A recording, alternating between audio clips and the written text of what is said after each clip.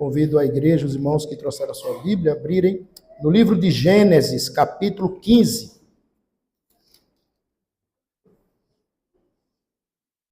Versículos do 1 ao 11. Fala sobre a promessa de Deus a Abrão, de um filho. Gênesis, capítulo 15. Vamos fazer 3 leituras nesta noite. Primeira Gênesis 15, 1, 11, depois Romanos 4, depois Tiago 2, do 14 a 26.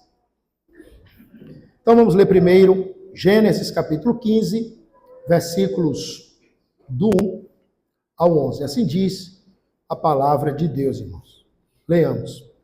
Depois destes acontecimentos veio a palavra do Senhor a Abrão, numa visão, e disse: Não temas, Abrão, eu sou o teu escudo, e teu galardão será sobremodo grande. Respondeu Abrão: Senhor Deus, que me haverás de dar, se continuo sem filhos, e o herdeiro da minha casa é o Damasceno Eliezer? Disse mais Abrão: A mim não me concedeste descendência, e um servo nascido na minha casa será o meu herdeiro. A isto respondeu logo o Senhor, dizendo: Não será esse o teu herdeiro, mas aquele que será gerado de ti será o teu herdeiro. Então conduziu até fora e disse: Olha para os céus e conta as estrelas, se é que podes. E lhe disse: Será assim a tua posteridade. Ele creu no Senhor, e isso lhe foi imputado para a justiça. Disse-lhe mais: Eu sou o Senhor que te tirei de Ur dos Caldeus, para dar-te por herança esta terra. Perguntou-lhe Abrão: Senhor Deus, como saberei que hei de possuí-la? Respondeu-lhe: Toma-me uma novilha, uma cabra e um cordeiro, cada qual de 3 anos, uma rola e um pombinho. Ele, tomando todos esses animais, partiu pelo meio e lhes pôs em ordem as metades, uma defronte das outras, e não partiu as aves. Aves de rapina desciam sobre os cadáveres, porém Abrão as enxotava. Agora, Romanos capítulo 4, Paulo vai fazer menção deste acontecimento, que Abraão é justificado pela fé. Então vamos ler todo este capítulo, são 25 versículos. Romanos, capítulo 4, versículos do 1 ao 25.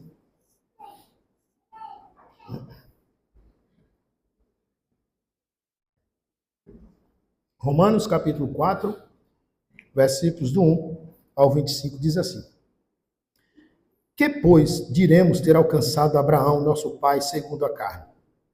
Porque se Abraão foi justificado por obras, tem de que se gloriar, porém não diante de Deus. Pois que diz a Escritura? Abraão creu em Deus, e isso lhe foi imputado para a justiça.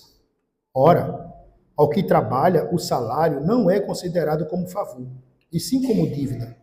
Mas ao que não trabalha, porém crer naquele que justifica o ímpio, a sua fé lhe é atribuída como justiça. E é assim também que Davi declara ser bem-aventurado um homem a quem Deus atribui justiça, independente das obras.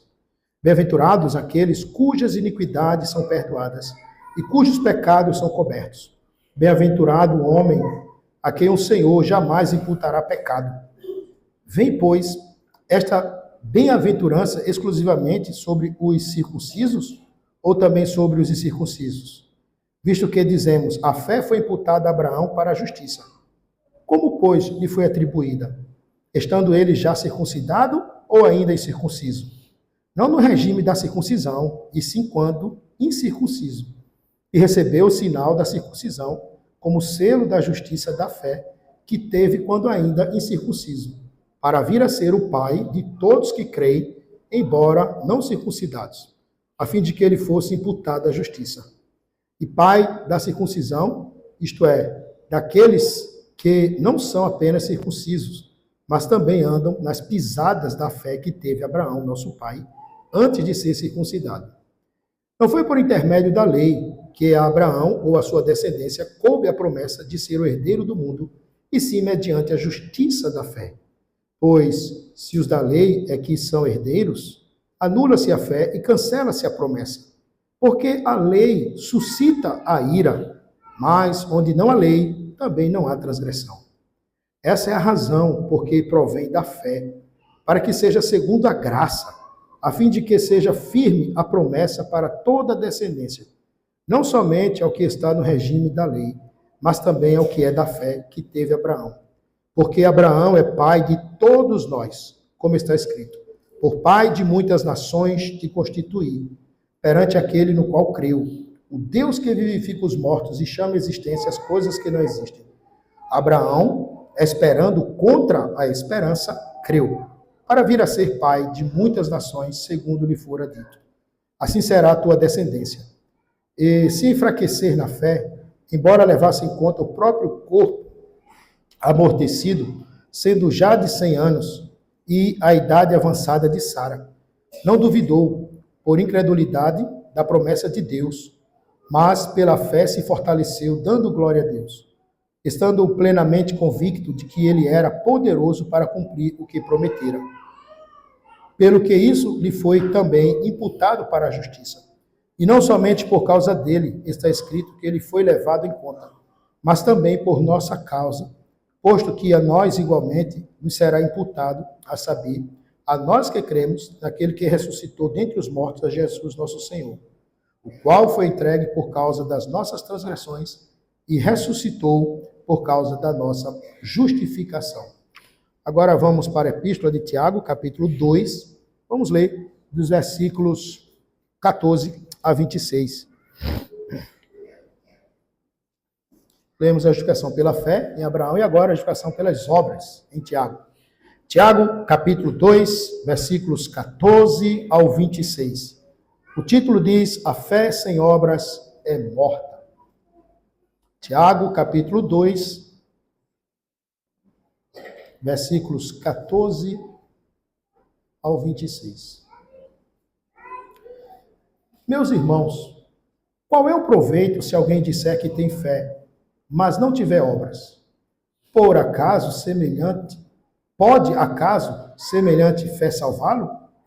Se um irmão ou uma irmã estiverem carecidos de roupa e necessitados do alimento cotidiano, e qualquer dentre vós lhe disser: ide em paz, aquecei-vos e fartai-vos, sem contudo lhe der o necessário para o corpo, qual é o proveito disso?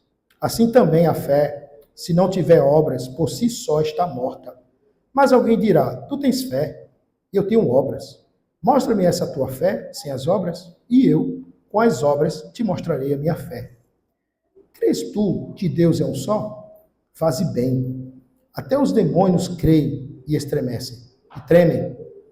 Queres, pois, ficar certo, ó homem insensato, de que a fé sem as obras é inoperante? Não foi por obras que Abraão, nosso pai, foi justificado quando ofereceu sobre o altar o próprio filho Isaque? Vês como a fé operava juntamente com as suas obras. Com efeito, foi pelas obras que a fé se consumou. E se cumpriu a escritura, a qual diz: ora, Abraão creu em Deus, e isso lhe foi imputado para justiça. E foi chamado amigo de Deus. Verificais que uma pessoa é justificada por obras e não por fé somente. De igual modo, não foi também justificada por obras a meretriz Raabe, quando acolheu os emissários e os fez partir por outro caminho? Porque, assim como o corpo sem espírito é morto, assim também a fé sem obras é morta. Vamos orar ao Senhor pedindo a iluminação do Espírito Santo para esse momento da exposição da palavra de Deus. Curva a sua fronte e oremos ao Senhor. Pai, que habita na luz inacessível, onde não há sombra nem variação. Nesse momento, nos humilhamos a Ti e Te agradecemos porque podemos ouvir a Tua voz pela Tua palavra e pedimos, ó Deus, que possamos ser fortalecidos e edificados no assunto doutrinário desta noite que ouviremos. Se conosco, nos auxilia e nos abençoa, Senhor Deus, com a Tua palavra. Em nome de Cristo. Amém. Irmãos, o nosso documento de fé, o de Heidelberg, no domingo 24, se você abrir, ele trata sobre essa doutrina, sobre a justificação, ou sobre as obras, melhor dizendo, né? Então, domingo, no Catecismo de Heidelberg, resume bem esse assunto doutrinário, tanto de Romanos como de Tiago, que nós lemos nesta noite. Então, a pergunta 62, 63, 64. Dia do Senhor 24, ou domingo 24 do Catecismo de Heidelberg, diz assim a primeira pergunta. Pergunta 62. Mas, por que as nossas boas obras não podem ser a nossa justiça diante de Deus? Ou pelo menos parte dessa justiça? A resposta é porque a justiça que pode subsistir diante do juízo de Deus deve ser absolutamente perfeita e totalmente de acordo com a sua lei. Entretanto, até mesmo as nossas melhores obras nesta vida são todas imperfeitas e contaminadas com o pecado.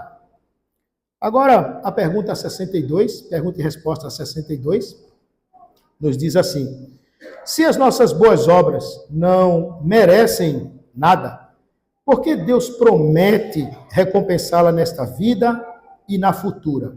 Então, pergunta 63 se as nossas boas obras não merecem nada, por que Deus promete recompensá-la nesta vida e na futura? A resposta é: essa recompensa não é por mérito, mas é um dom da graça. E a última pergunta, 64, e resposta diz assim: esse ensinamento não torna as pessoas descuidadas e ímpias? A resposta é não, pois é impossível que aqueles que são enxertados em Cristo pela verdadeira fé não produzam frutos de gratidão. Então esse é um resumo doutrinário da palavra do Senhor. Amada igreja do Senhor Jesus Cristo, no sermão passado, nós ouvimos uma pregação aqui sobre a justificação pela fé e não pelas obras. A justificação acontece somente pela fé, mediante a graça de Deus em Cristo. Uma pessoa não pode fazer nada para obter a sua aceitação diante de Deus, a não ser que creia na obra perfeita que Jesus realizou na cruz. Os romanistas, eles entendem que a justificação é uma cooperação entre o homem e Deus. Para eles, o homem se torna salvo pela sua fé e pelas obras praticadas. Isto nós rejeitamos, pois não vemos esse ensinamento da palavra de Deus. Então, mas será que não temos um ensinamento bíblico acerca das obras? Não existe nada disso? O que são as verdadeiras obras diante de Deus? Porque temos a recompensa pelas obras, tanto nesta vida quanto na futura. Os reformados desprezam essa doutrina por causa do romanismo e por causa do arminianismo, que acreditam que o homem pode ser salvo por suas obras? A resposta é não. Não desprezamos. A Bíblia, ela é bastante clara acerca deste ensino das obras. A salvação, nós sabemos, não vem das obras, pois ela não é a causa da nossa salvação. Será este o tema da proclamação da palavra neste dia. Não pelas obras, para que ninguém se glorie. Não pelas obras, para que ninguém se glorie. Voltemos a nossa atenção, irmãos, para a epístola do apóstolo Paulo aos Romanos, capítulo 4. Mas antes, ele já vem falando, no capítulo 3, 21, em diante, inspirado pelo Espírito Santo, claro, ele está expondo acerca da justificação pela fé somente, que é realizada somente pela graça de Cristo. Mas este assunto ele não tirou ou inventou da sua cabeça. Se você observar direitinho, a doutrina da justificação, ela não é uma doutrina do Novo Testamento. Ela é uma doutrina ensinada no Antigo Testamento.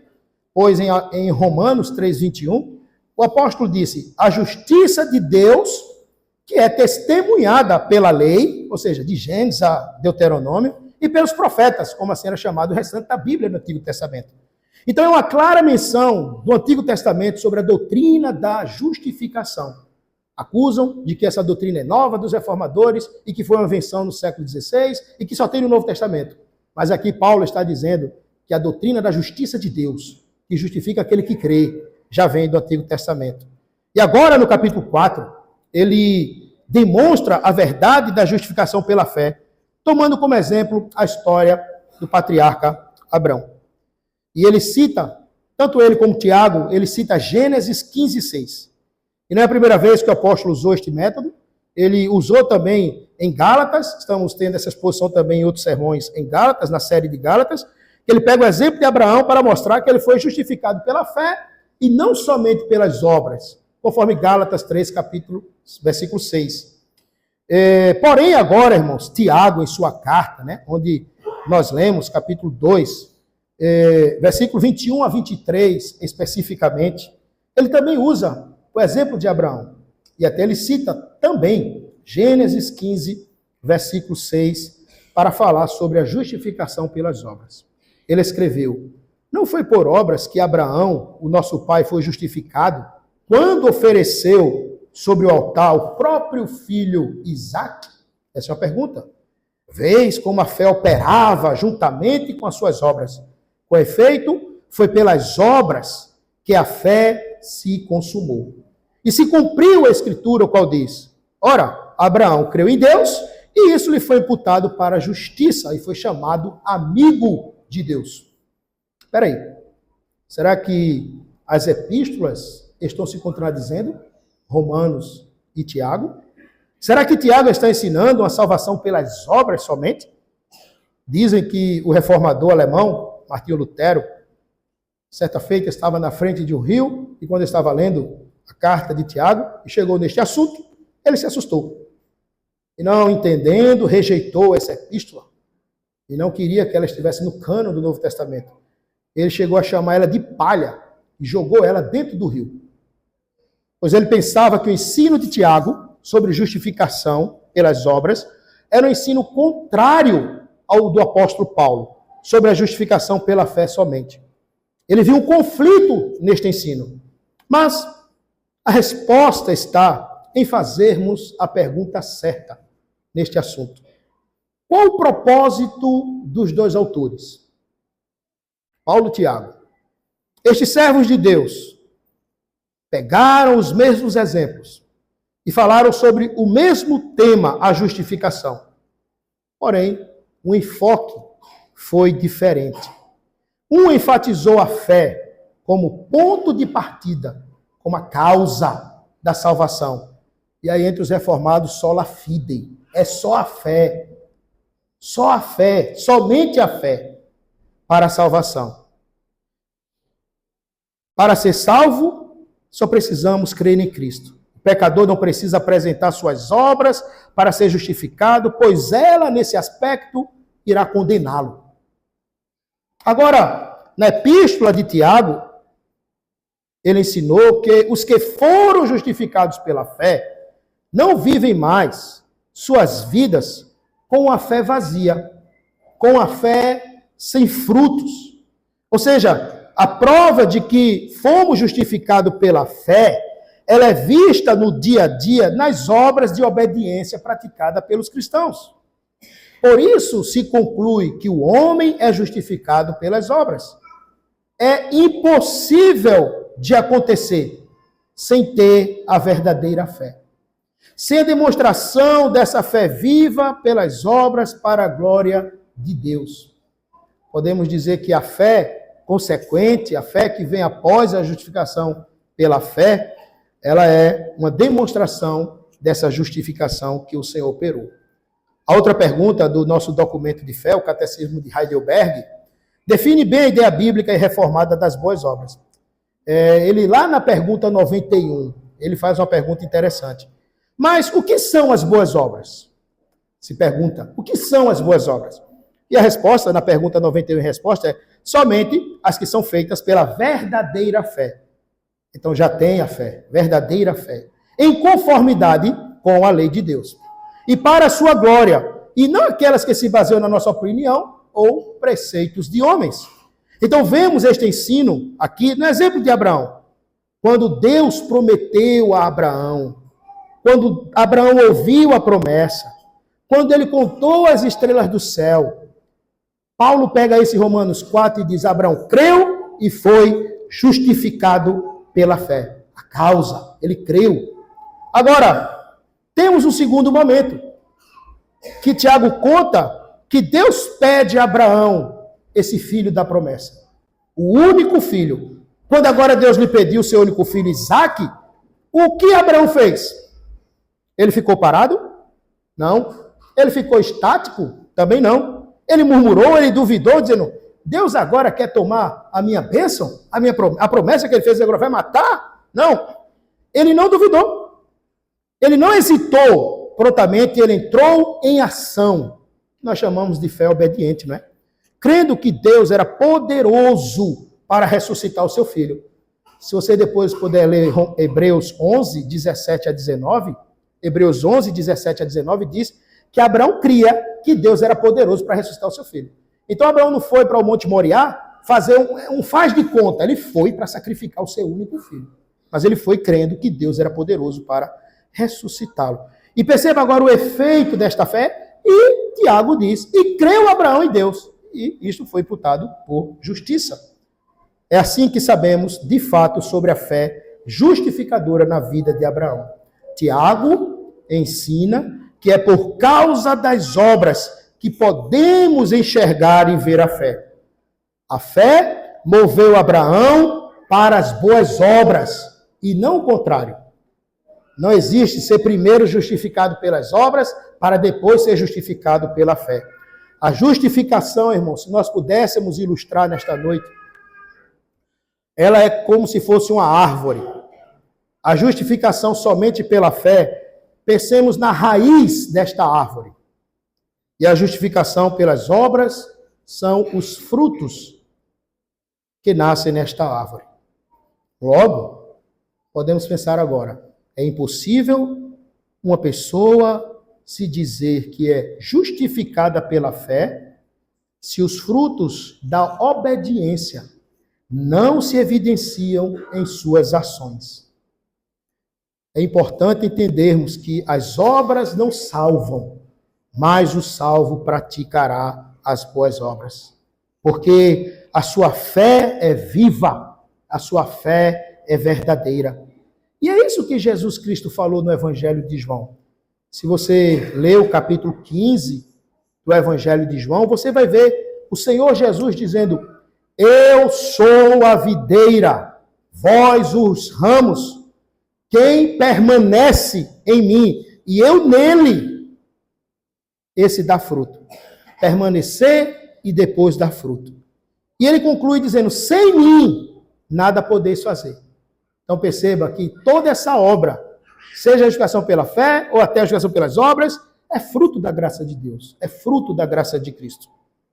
Irmãos, entendemos pela palavra de Deus que não só a nossa fé vem do Senhor, como também as boas obras. Quem está em Cristo tem as duas. Porém, quem não está em Cristo não tem nenhuma. Este ensino leva o verdadeiro crente a ser mais grato, a avaliar sua vida, se está sendo relapso, se está sendo descuidado. E o catecismo usa até a expressão que alguns ficam tão descuidados que podem viver até a vida de ímpio. Não pode, então, pensar que já está salvo, então vou viver minha vida de ímpio? E a resposta é não. A palavrinha que aparece lá é possível, é impossível, melhor dizendo, que tais coisas aconteçam. Mas agora, é possível algum crente pensar assim: sou salvo em Cristo e posso viver sem frutificar na obra de Deus. Eu posso. Está lá toda a plantação do Senhor, todas as árvores frutificando, e eu lá no meio de todas, e não dou fruto, mas sou justificado pela fé. Sou salvo no Senhor. A pergunta é: como você poderá justificar a sua fé, que você diz ter, se não existem as obras, o fruto do Senhor? Lembra? Tem uma história que Jesus passou para pegar um fruto na figueira e não tinha fruto. O que Jesus fez? Ele amaldiçoou a figueira que não tinha frutos. Assim, irmãos, é muito sério. Não viver uma fé obediente é um ataque à doutrina da justificação somente pela fé. É uma contradição. Como você, então, tem frutificado para o reino de Deus? Chegará o grande dia que a nossa fé fala da prestação de contas e de galardão, de recompensas. Mas chegará o grande dia em que todos nós, eu e você, prestaremos conta das nossas obras ao Senhor. Você comparecerá um dia diante do Supremo Rei, no seu grande tribunal justo, e só você e ele vai prestar conta. Você vai prestar conta a ele. Não serão as obras da irmã. Ah, mas a irmã não fez isso. Você. Ah, mas o irmão B fez assim e viveu assim. É você que comparecerá para prestar conta das suas obras perante o Senhor. Serão as suas. É por isso que os líderes, os pastores da igreja, os presbíteros, os diáconos, sempre estão encorajando, sempre estão chamando os irmãos, a igreja, ao serviço, à comunhão, a frutificar. Mas naquele dia será cobrada a sua responsabilidade de mais ninguém. Então pense, como você comparecerá perante o grande tribunal de Cristo, o justo juiz? Qualquer tribunal desse do mundo, até o nosso brasileiro, é nada diante desse grande tribunal que nós vamos comparecer. Então precisamos avaliar nossa vida. E a pergunta 64 traz uma preocupação válida para pensarmos mais sobre isso. Diz assim a pergunta: esse ensinamento não torna as pessoas descuidadas e ímpias? Porque acusa os reformados disso. Ah, os reformados creem na doutrina da salvação, do calvinismo, salva uma vez, salva para sempre, cruzam os braços, não fazem nada. Por isso que a igreja é vazia e não cresce. Porque são descuidados e vivem vidas ímpias. Porque acreditam, já estou eleito, então não preciso fazer mais nada. Qual é a resposta aqui do 64? Não. Não, não é isso. Isso é mentira de Satanás. Isso não é doutrina da palavra de Deus. É impossível, e grave essa palavra, é impossível que os que são enxertados em Cristo pela verdadeira fé não produzam frutos de gratidão. Uma coisa está ligada automaticamente, meus amados irmãos, com outra. Viveram a vida de forma descuidada com relação às coisas de Deus e ao seu reino não é uma atitude de quem foi enxertado na videira que é Cristo. Afinal, todos os servos de Cristo que estão enxertados nele reconhecem que são fracos, reconhecem que precisam do Salvador, são humildes, se colocam debaixo do seu cetro e vivem para a glória de Deus. Às vezes com fraquezas, mas depende do Senhor. Então preste atenção nessa expressão, é impossível. Os que estão enxertados em Cristo irão produzir frutos de gratidão. Eles louvam a Deus porque estão enxertados em Cristo. São gratos a Deus. Eles amam a leitura da palavra do seu Senhor porque estão enxertados em Cristo. Eles amam a Deus. Eles amam orar porque a oração é a parte mais importante da nossa gratidão. Porque estão enxertados em Cristo. Eles amam seus irmãos porque estão enxertados em Cristo. A fé desse crente, é uma fé viva, não é uma fé morta. E, consequentemente, ele quer fazer sempre a vontade do seu Senhor. Na ordem de prioridade da sua vida, a agenda primeira está as coisas de Deus. Os pensamentos da semana primeiro estão as coisas do Senhor. Ele dorme e pensa no Senhor. Ele acorda e pensa no Senhor. Isso não é fanatismo. Isso é dependência. Isso é estar enxertado em Cristo. É uma fé viva que quer viver neste mundo, depois de ressuscitado em Cristo, para a glória de Deus. Por outro lado, é claro, se não produz frutos, é porque não está em Cristo. É muito simples o Evangelho. Não faz arrudeios. Se vive uma vida ímpia, não é cristão, não nasceu de novo, não foi regenerado, não teve o coração transformado pelo poder do Evangelho, mas pratica obras que são das trevas. E as obras das trevas, quem pratica tem como pai o diabo. Uma árvore má produzirá maus frutos. Mas uma árvore que tem as suas raízes em Cristo é uma boa árvore. E esta árvore, pela graça de Deus, irá produzir bons frutos. Mas possa ser que alguns pensem, ou você possa pensar, mas eu já produzi bons frutos. E eu posso produzir bons frutos no passado. Faz muitos anos que a minha vida está uma água parada. E água parada cria mosquito, né? Mas, irmãos, e agora a sua árvore não produz como antes? Então podemos perguntar, o que está acontecendo? O que está acontecendo? O que será que aconteceu? Quando olhamos para a área da agricultura, o que é que leva uma árvore a definhar? Fazendo essa analogia e trazendo para lições espirituais, podemos dizer, falta adubo, falta irrigação, falta arrancar ervas daninhas que vão crescendo e vai sufocando, precisa arrancar, capinar. O tronco, às vezes, vai criando mofo, precisa tirar o mofo.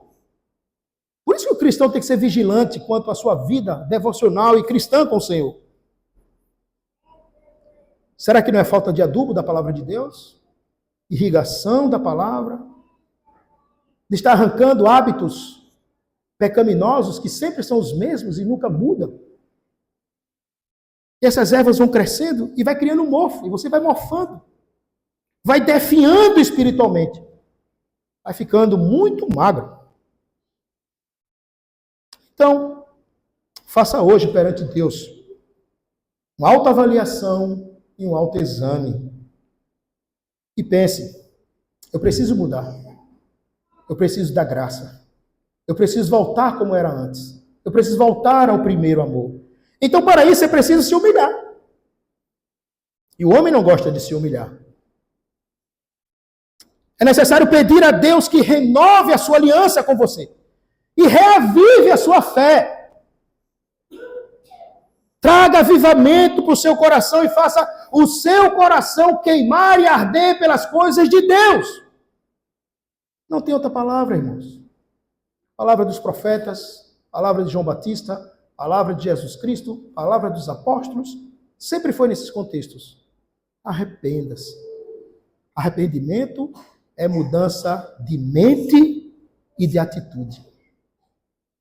Estava caminhando no caminho, dei meia volta. Estou voltando mais para o Senhor e crescendo na graça do Senhor. Então, arrependimento de verdade. E não esses arrependimentos costumeiros. Certo pastor disse, devemos nos arrepender dos nossos arrependimentos. Mas nesta noite, a palavra de Deus, e o próprio Deus, pela sua palavra, nos chama, neste autoexame, a nos humilharmos, a confessar de verdade as nossas fraquezas, a nos arrepender, a converter-se e mudar de vida perante o seu Senhor. Agora, se você quiser continuar endurecido, seguindo esta rota, saiba que o final será colisão. Você comparecerá perante o justo juiz, Cristo. E Tiago diz que o juízo de Deus será sem misericórdia para aqueles que não foram misericordiosos. Com a régua que você está medindo, você será medido. Tiago 2,13, Mateus 7,2. Assim, o ensinamento bíblico da justificação pela fé e a justificação pelas obras não se contradizem, não se divorciam, não se separam, mas se complementam. Paulo enfatiza o único ponto de partida para a salvação em Cristo. E Tiago enfatiza a consequência dos que foram salvos por Cristo. Se as obras dos homens fossem para a salvação, eles se exaltariam, estufariam o peito e diriam: a glória da salvação está dividida entre mim e Deus. Pois eu sigo o evangelho do meu coração. É perigoso. Porque o nosso coração, segundo Jeremias 17:9, é enganoso. O nosso coração é enganoso. Então não pensa que qualquer pensamento que surge na tua mente, no coração, e é assim você... Precisamos de salvação fora de nós. Precisamos da palavra de Deus para nós. Precisamos ser confrontados com a palavra, com nós mesmos. Então esta não é a verdadeira fé, nem as obras perante Deus, porque segue o coração. O verdadeiro evangelho humilha o pecador. Ele não consegue cumprir a perfeita lei de Deus. Então só nos resta um caminho para a nossa salvação. Qual? A maravilhosa graça do Senhor, o favor imerecido, alguém que foi mais obediente do que nós, alguém que sofreu a penalidade da lei por nós. Efésios 2 nos diz, porque pela graça sois salvos, mediante a fé. Isto não vem de vós, é dom de Deus, não de obras. É o tema do sermão. Não de obras, para que ninguém se glorie, pois somos feitura deles, criados em Cristo Jesus para as boas obras, as quais Deus de antemão preparou para que andássemos nela. Então quer dizer que não só a fé, mas as obras Deus preparou. Quer dizer que todas as nossas obras são imperfeitas e corrompidas? Sim, são. Elas não têm nenhum mérito diante de Deus, se não estiverem em Cristo. Porém, pela sua infinita graça, tanto aqui como na vida futura, nós ainda receberemos recompensas. Mas ainda continua sendo a obra da graça do Senhor. E para os crentes, aquele tribunal não será um dia de tristeza, nem derramar de lágrimas, nem pranto, nem ranger de dentes. Para aqueles que confiam na graça soberana e maravilhosa de Cristo, será um dia de muito gozo, de muita alegria, porque receberemos o galardão do nosso Senhor como fruto da graça que operou em nossas vidas. Filipenses 2,13 nos diz, é Ele quem efetua em vós tanto querer como realizar, segundo a sua boa vontade. Então é dele, é por ele, é para ele todas as coisas.